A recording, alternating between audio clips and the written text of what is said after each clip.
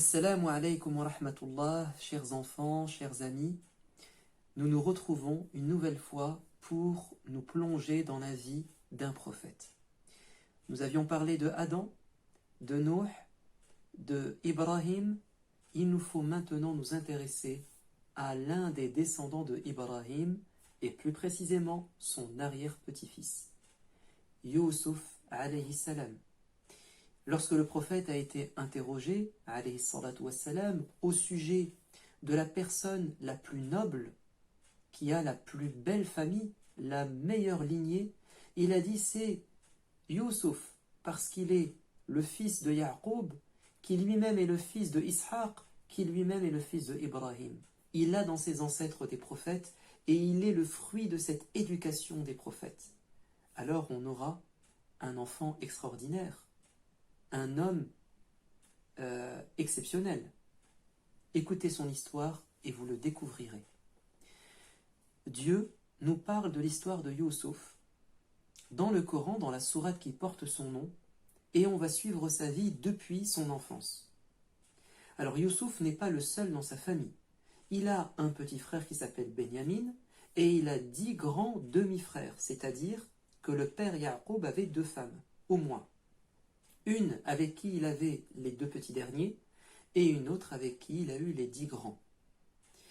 Et les 10 grands frères nourrissaient une jalousie, voire une haine contre les 2 petits derniers, parce qu'ils considéraient que leur père passait trop de temps avec eux et leur donnait trop d'amour. Et ça, ce n'est pas normal. Pour quelle raison? Parce que on devrait être content que nos petits frères reçoivent de l'amour de la part de nos parents. Nous-mêmes, on en a reçu. C'est-à-dire que Yaqub avait fait la même chose avec les 10 grands. Donc il est normal qu'il le fasse avec les 2 petits derniers, chacun son tour. Mais il en est ainsi. Ils avaient cette maladie dans leur cœur.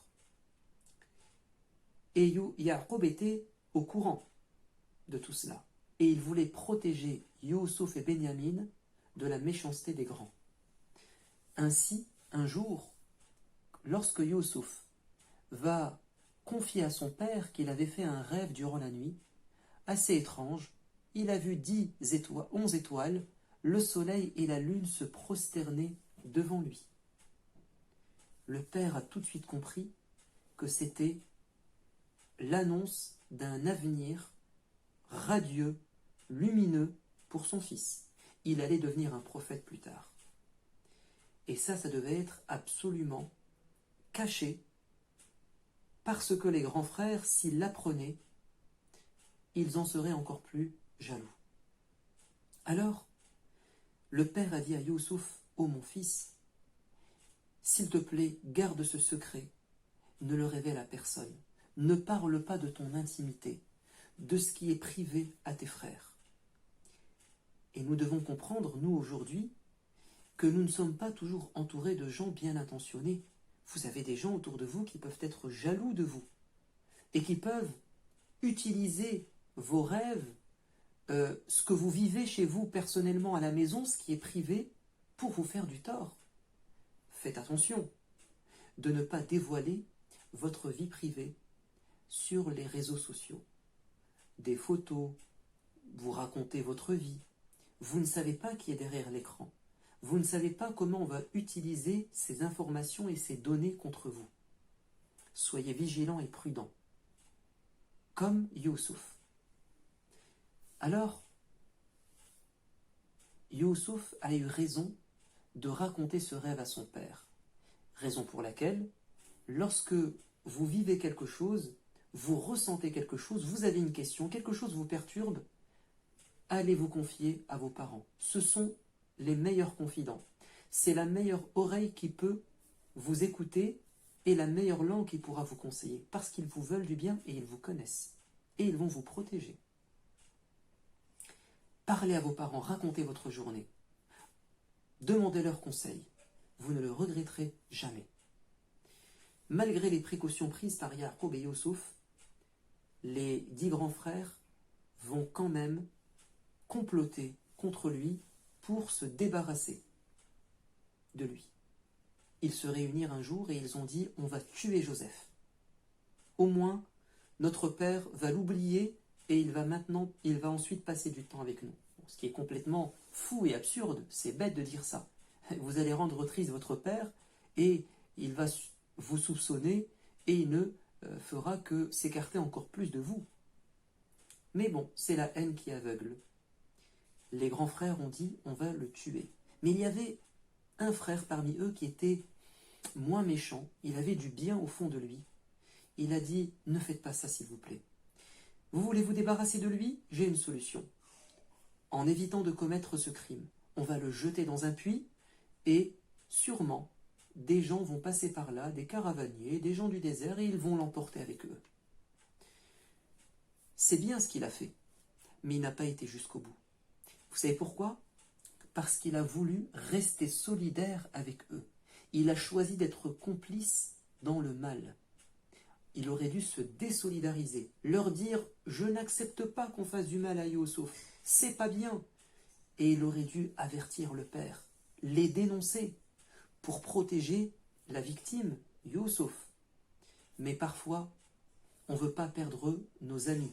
Bon, c'est bien, mais quand ils sont mauvais et qu'on leur veut du bien, il faut les arrêter dans le mal qu'ils veulent accomplir. Mais parfois, on est faible. Et on a peur du ridicule, d'être montré du doigt. On a peur d'être exclu, qu'on nous rejette. Alors on est prêt à suivre nos mauvais copains et à faire des choses contre nos principes, contre notre religion, contre notre conscience. Soyons courageux. Continuons l'histoire. Ils ont décidé de prendre Youssouf avec eux, l'emmener et mettre à exécution leur plan. Et pour cela, il fallait manipuler le père pour qu'il ait confiance en eux et qu'il ne se doute de rien. Alors ils vont utiliser le mensonge. Ils vont rencontrer leur père et ensemble, ils vont faire pression sur lui en lui disant « Papa, papa, Youssouf, il est toujours à la maison, il a besoin de sortir, de s'amuser, de prendre l'air. Et nous, on lui veut du bien. Fais-nous confiance, papa. Laisse-le venir avec nous demain, se dépenser dans la nature. » Et le père a dit « Non, je serai triste. Je ne veux pas qu'il soit loin de mes yeux. Et puis, vous savez, j'ai peur qu'il soit mangé par un loup. » Et les enfants ont dit « Mais non, papa, nous sommes 10, on est forts. Qu'est-ce que ferait un loup contre nous 10 ?» Et ils ont fini par réussir à manipuler leur père. Et le père a cédé et il a dit « Prenez-le. Mais attention, vous m'avez promis de prendre soin de lui. » Et lorsqu'ils l'ont emmené le lendemain, ils lui ont retiré sa chemise et ils l'ont jeté dans le puits comme prévu. Pourquoi ont-ils retiré la chemise? Parce qu'ils devaient trouver une excuse, un prétexte, utiliser une preuve pour que le père ne doute pas qu'ils sont les auteurs de cette disparition. Ils sont rentrés le soir pour que le père se dise effectivement ils ont mis du temps à rechercher Youssouf et à tenter de le protéger. Ils sont rentrés le soir chez le père afin qu'il ne voie pas totalement l'expression de leur visage, parce qu'ils vont faire du cinéma. Ils vont venir en pleurant. Alors ce sont des larmes de crocodile. Vous savez, quand on veut mentir, parfois on est prêt à faire n'importe quoi, à inventer, à se mettre dans des situations et dans des conditions qui font que on paraît sincère. Mais en réalité, on est en train de manipuler la personne. Mais prenez garde, les gens ne sont pas bêtes et vos parents vous connaissent par cœur. Ne cherchez pas à leur mentir. Ne cherchez pas à leur mentir, ils finiront par le savoir. Regardez ce qu'il va se passer. Ils ont dit « Papa, oui, le loup l'a mangé, mais on n'a pas fait exprès. On a demandé à Youssouf de garder nos affaires, on a fait une course, lui il était petit, il ne pouvait pas courir avec nous. » Et comme on s'est écarté en courant, le loup en a profité pour le dévorer et on a simplement récupéré sa chemise. « Regarde, elle est pleine de sang. » mais c'était un faux sang. C'était pas le sang de Youssouf, peut-être le sang d'un animal. Et semble-t-il que la chemise n'était pas déchirée. Ça signifie qu'ils ont oublié peut-être de de tout, de penser à tout. Et quand on ment, il y a toujours une erreur. Il n'y a pas de mensonge parfait. On va se trahir. En tout cas, le père savait que c'était faux. Notamment parce que le rêve avait prédit que Youssouf allait devenir prophète plus tard. Donc, forcément, il n'est pas mort. Et là, le père Ya'qub a dit qu'Allah m'aide à patienter parce que c'est une terrible épreuve pour moi. Youssouf est resté seul dans le puits, mais Allah lui a dit qu'il allait rester en vie et qu'un jour il allait retrouver ses frères et leur parler du mal qu'ils lui ont fait. Le lendemain, effectivement, des gens sont passés par là, ils ont voulu prendre de l'eau, et quand l'homme a sorti le puits, le seau, il a trouvé l'enfant agrippé au seau.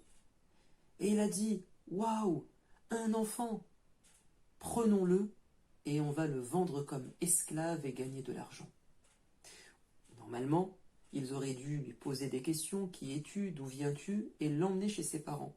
Mais c'était des gens mauvais, ils ont voulu le vendre comme esclave, et c'est ce qu'ils ont fait en l'emmenant dans un autre pays. Lui, il était en Palestine, ils l'ont emmené à des milliers de kilomètres en Égypte. Et il a été vendu dans un marché, très rapidement, et à un prix peu coûteux. Ils ont voulu se débarrasser de lui. Et Allah a voulu que ça soit un ministre puissant et respecté en Égypte qui le choisisse. Et il a dit à sa femme, il va être notre serviteur et il sera peut-être notre enfant si on veut l'adopter, parce qu'il n'avait pas d'enfant. Et Youssouf va grandir dans ce palais. On va prendre soin de lui. Il va être aimé par tout le monde, et notamment par la femme du ministre. Mais un jour, elle a voulu lui faire du mal. Elle a eu également un plan, une stratégie pour lui faire du tort. Elle a fermé les portes et elle l'a enfermé dans une pièce et elle s'est approchée de lui et Youssouf a compris qu'elle voulait lui faire du mal et il s'est détourné d'elle et il a commencé à courir et à ouvrir les portes et elle le retenait par derrière au point de déchirer sa chemise. Et arrivé à la dernière porte, le mari était là. Et il y avait quelqu'un avec lui. Et là, la femme a menti.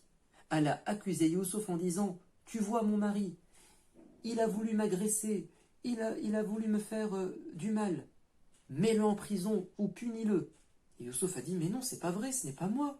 C'est elle qui a voulu me faire du mal. » Et le témoin qui était présent a dit « Attendez, moi je pense que nous pouvons savoir qui dit la vérité et qui ment. Regardons la chemise. Si elle est déchirée par devant, c'est que lui est un menteur et il a voulu se jeter sur elle et elle s'est défendue. Mais si elle est déchirée par derrière, c'est lui qui dit vrai et c'est elle qui ment parce qu'il a voulu fuir et elle l'a retenu par derrière. » Et là, le mari a compris que sa femme mentait. Le menteur ne peut pas réussir.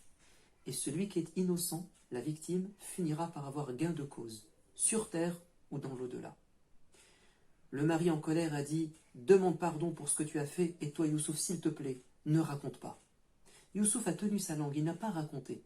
Il a voulu que cette affaire soit oubliée, il n'a pas parlé. Mais les gens ont été mis au courant. Et ils ont commencé à dire « Ouh là là là là là là, la femme du ministre a fait quelque chose de grave. Regardez, elle a voulu faire du mal à son serviteur, elle a perdu la tête. » Et quand la femme du ministre a appris qu'on parlait sur son dos, elle a décidé d'inviter toutes ces femmes autour d'un banquet, un repas magnifique, et elle leur a donné un couteau pour la viande ou bien pour les fruits, et elle a demandé à Youssouf de sortir et de marcher devant elle.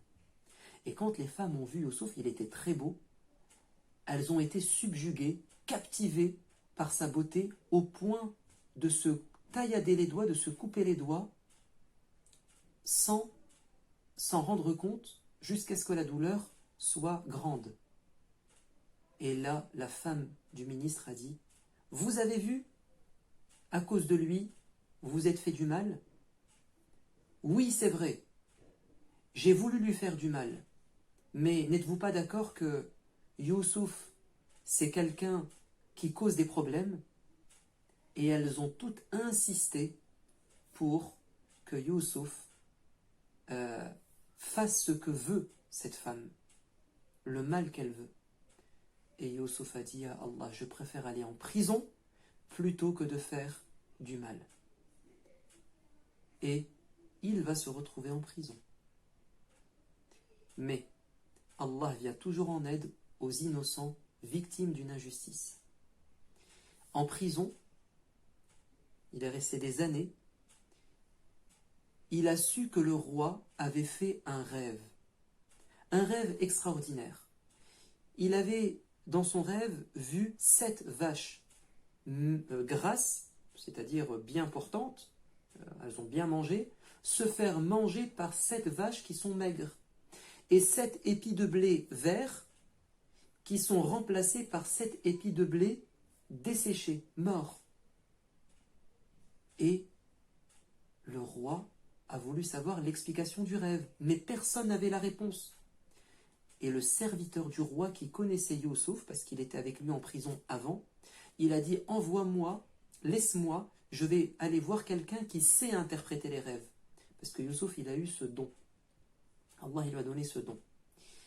Et Youssouf a dit, prévenez le roi que pendant 7 ans, les animaux vont bien manger, il y aura beaucoup de blé. Mais ensuite, il y aura 7 ans où les animaux vont mourir et le blé va être desséché parce qu'il n'y aura plus d'eau. Ce sera la famine. Alors, vous devez faire ceci et cela pour que vous puissiez vous en sortir quand il y aura la crise. Et le roi, quand il a appris ça, il a voulu récompenser Youssouf et le sortir de prison. Mais Youssouf a dit non à une condition, vous ramenez toutes les femmes et la femme du ministre qui était présente lors du repas et à cause d'elle, je me suis retrouvé en prison. Elles doivent dire que je suis innocent. Et effectivement, quand le roi les a réunies, elles ont reconnu que Youssouf était innocent. Donc, notre enseignement dans cette histoire, c'est de dire la vérité et de ne pas mentir. Quand on ment, ça se retourne contre nous. Et ceux qui subissent le mal finiront par avoir gain de cause. Avant de vous quitter, une parole du prophète alayhi wassalam autour de la vérité et du mensonge. Voyons voir ce que nous avons ce soir. Alors, voilà le hadith. L'honnêteté mène aux œuvres de bien, et les œuvres de bien mènent au paradis. Quand tu es honnête, quand tu es sincère, quand tu dis la vérité, tu vas faire le bien, et tu vas aller au paradis. L'homme ne cesse de dire la vérité jusqu'à ce qu'on le mentionne auprès d'Allah sous le nom de véridique. Allah va tellement nous aimer et on sera tellement sincère et honnête qu'Allah va dire c'est quelqu'un d'honnête. En revanche, le mensonge mène au péché et les péchés mènent à l'enfer et l'homme ne cesse de mentir jusqu'à ce qu'il soit considéré auprès d'Allah comme étant un menteur. Donc, si on ment, il faut demander pardon. Il ne faut pas persister et continuer dans le mensonge parce qu'à un moment donné, ça sera trop tard, on restera un menteur auprès de Dieu. Je vous dis à bientôt. Wassalamu alaikum wa rahmatullah.